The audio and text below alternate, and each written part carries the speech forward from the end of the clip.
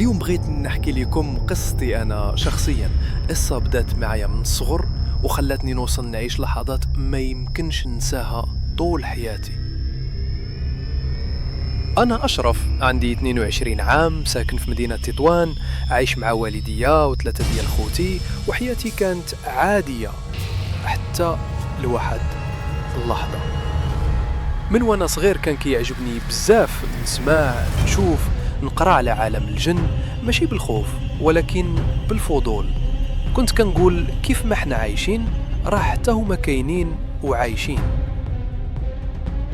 وفي كل مرة كنسمع على بلاصة مهجورة ولا دار مسكونة كنكون أول واحد باغي نمشي نجرب نشوف، ما كنخافش. وكنت أصغر واحد في الدراري ديال دربنا، وكل ما يقولوا لي كاين الجن في داك المكان كنمشي معاهم بلا تردد.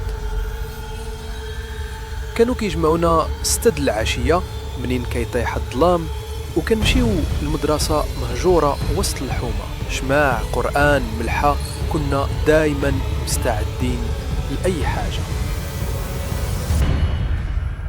وكل مرة نفس الشيء، كندخلوا كنقلبوا كنلقاو غير رسومات غريبة وكتابات في الحيطان، ما كاين لا جن لا حتى شي حاجة.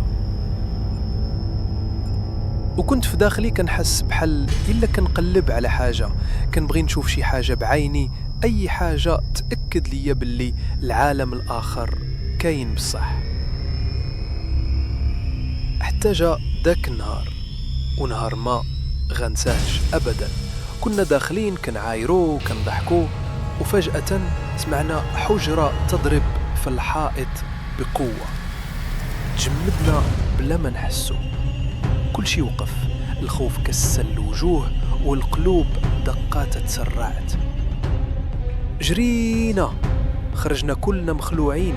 أنا كنت مرعوب بصح، ولكن في داك الخوف كان فرح صغير في قلبي، حيث آخيرا شفت لمحة من داك العالم اللي ديما كنت كنقلب عليه.